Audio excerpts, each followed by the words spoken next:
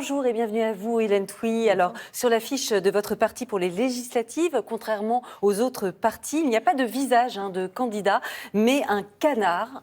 Voilà, on la voit là. Alors, pourquoi un canard? C'est quoi le message sous-jacent? Alors bonjour, le message c'est, comme on le porte depuis la création en 2016, c'est que nous voulons porter la cause animale, nous voulons en faire un enjeu des prochaines années, l'inscrire à l'agenda politique. Nos militants sont dévoués et ils s'effacent derrière la cause que nous portons. Et donc le message est clair, pour une fois, c'est un seul animal qu'on considère comme un individu qui interpelle les électeurs et le passant pour prendre en compte leurs souffrances. Donc cette fois-ci, un animal d'élevage. Avant, c'était les animaux de compagnie. Alors, votre parti présente 421 candidats à ces élections contre 147 il y a 5 ans, en 2017. Vous espérez vraiment avoir des députés animalistes à l'Assemblée nationale? C'est votre objectif? Alors, dans un monde idéal, oui, où les règles démocratiques seraient favorables à l'émergence d'un pluralisme, bien sûr. Malheureusement, ce n'est pas le cas actuellement. Mais le victoire et le succès du parti animaliste ne se mesurent pas seulement à un chiffre, il se mesure aussi à l'influence et à l'impact que son score génère sur les lois qui sont adoptées. Et on l'a vu, seulement avec 2,17 aux européennes, nous avons pu obtenir la loi maltraitance animale en novembre, la fin du broyage des poussins. Donc, effectivement, notre score, même s'il peut paraître à certains anecdotique, il a des réels impacts pour les animaux. Et puis c'est important aussi qu'on vous connaisse, parce que finalement vous êtes peu médiatisé. D'ailleurs, vos électeurs, c'est qui? On les imagine végétariens, véganes, c'est bien ça? Urbains d'ailleurs? Alors, pas du tout, effectivement. L'électorat du Parti animaliste est à l'image de sa composition. Il est très varié. Il n'y a pas de profil type d'électeurs du Parti animaliste. Il y a des personnes de toutes catégories socio-professionnelles, des urbains, des ruraux, des personnes de tous les âges, des femmes, des hommes. Et c'est cette grande diversité qui arrive à porter ensemble la cause animale. Et de droite comme de gauche? Tout à fait. Alors ça, c'est un élément très important pour nous. C'est que le Parti animaliste, il est transpartisan. Il rassemble des personnes à la fois de sensibilité de gauche, de droite, des personnes qui ne se reconnaissent dans aucune sensibilité.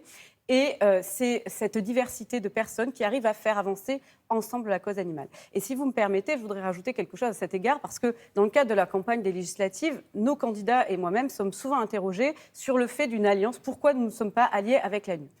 D'abord parce que, je viens de le dire, nous sommes transpartisans, nous ne sommes pas un parti de gauche, mais surtout parce que si l'on prend par exemple le programme de la NUP, sur 650 mesures, seulement une petite dizaine concerne les animaux, soit 1% du programme. Et sur ces 1% du programme, 2 mesures ont déjà été adoptées, la fin de l'élevage de fourrure de vison, le broyage des poussins. Et encore sur ces mesures, il y en a qui ne seront pas soutenues par le PS et le PCF, la chasse, la corrida. Donc au final, il ne reste rien pour les animaux. Et c'est pour ça que l'on dit à ceux qui veulent vraiment envoyer un message fort pour les animaux, c'est le vote pour le Parti animaliste qui est le seul vote utile pour les animaux. D'ailleurs, je crois que vous demandez la création d'un ministère consacré à la défense des animaux, c'est bien ça? Bien sûr, parce qu'aujourd'hui, la question animale est défendue par le ministère de l'Agriculture et on voit qu'il y a un conflit d'intérêts depuis des années au sein de ce ministère et que les animaux ne sont pas défendus et ce conflit d'intérêts, il se résout toujours au détriment des animaux. Il faut un ministère indépendant qui est en charge de la protection des animaux. C'est une attente qui est très forte des citoyens et on a besoin d'avancer. C'est aussi le sens de l'humanité. Et alors, qu'est-ce qui empêche, en fait, jusqu'à présent? C'est quoi? C'est les lobbies, les éleveurs? À qui la faute? Pourquoi ça n'existe pas? Alors, effectivement, il y a le poids des lobbies qui est très fort. Il y a aussi une certaine déconnexion entre les responsables politiques et les attentes des citoyens. Parce que si l'on regarde tous les sondages d'opinion, c'est une attente qui est très majoritaire dans l'opinion publique. Donc j'espère que cette prochaine législature donnera lieu à la désignation d'un ministère de la condition animale. C'est une attente très forte et c'est indispensable si l'on veut faire avancer la cause animale. Et je voudrais dire aussi, on a tendance toujours à opposer les animalistes et les éleveurs. C'est faux, c'est un faux débat. Moi, dans le cadre des campagnes précédentes, je continue à rencontrer très régulièrement les éleveurs et souvent les éleveurs nous contactent parce qu'ils sont dans une situation dramatique et nous on veut les aider, travailler ensemble à sortir de ce système qui est complètement irrationnel, qu'est l'élevage industriel et intensif. Alors on va parler un peu d'actualité. Le footballeur français Kurt Zouma a été condamné ce mercredi par la justice britannique à 180 heures d'intérêt général après avoir maltraité son chat. Les images assez horribles ont fait le tour de la planète. Est-ce que selon vous cette condamnation est suffisante? Alors, c'est jamais suffisant parce qu'effectivement, ça a engendré, on a vu toutes ces images qui ont choqué absolument tout le monde. Les violences faites aux animaux, elles ne sont jamais sanctionnées à la hauteur de ce qu'elles devraient l'être, mais de toute façon, on ne sait pas qu'est-ce que serait la bonne sanction. L'important, c'est effectivement qu'il y ait une sanction, que l'on ne laisse pas passer, surtout avec des personnes qui sont célèbres, qui sont des modèles pour la jeunesse. Effectivement, on change d'époque, les souffrances, les violences qui sont faites aux animaux sont intolérables. Il faut les poursuivre quand c'est des célébrités ou quand c'est des personnes particulières. Alors justement, des personnes particulières, on est à l'approche de l'été, on sait que ça continue, les abandons d'animaux de compagnie à l'approche des grandes vacances.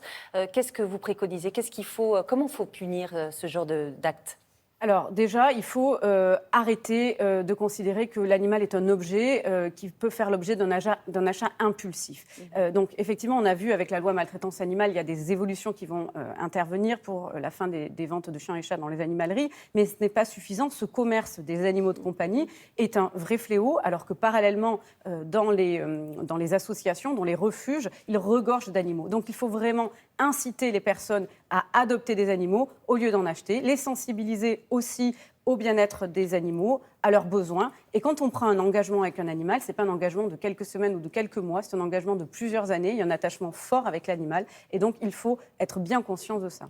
Et ça, il faut l'expliquer aussi aux enfants. Je crois que ça fait partie de ce que vous voulez faire, c'est inscrire au programme scolaire, justement, tout le droit des animaux, leur expliquer. Parce que c'est souvent les enfants qui demandent aux parents. Tout à fait. Alors ça, c'est quelque chose qui est très important. On voit que les enfants sont très sensibles à la cause animale, très jeunes. Ils ont beaucoup d'interrogations sur le fait notamment de pourquoi est-ce qu'on mange des animaux. Souvent, c'est une question qui revient. Et les adultes, par poids des habitudes, leur font comprendre et leur mettre dans la tête que c'est normal de tuer les animaux, de les manger 3 fois par jour, de les enfermer, etc. Et donc, cette propension naturelle qu'ont les enfants à vouloir protéger les animaux, au lieu de la brimer, il faut la développer. Et c'est pour ça que dans les programmes scolaires, nous voulons des programmes d'éthique animale, d'initiation à l'éthique animale, mais aussi des cours de cuisine végétale, parce que c'est aussi important de lutter contre les clichés que l'on a sur le fait que l'alimentation végétale ne serait pas bonne. Il faut éduquer les enfants dès le plus jeune âge pour les habituer. Donc on arrête la viande dans les cantines ?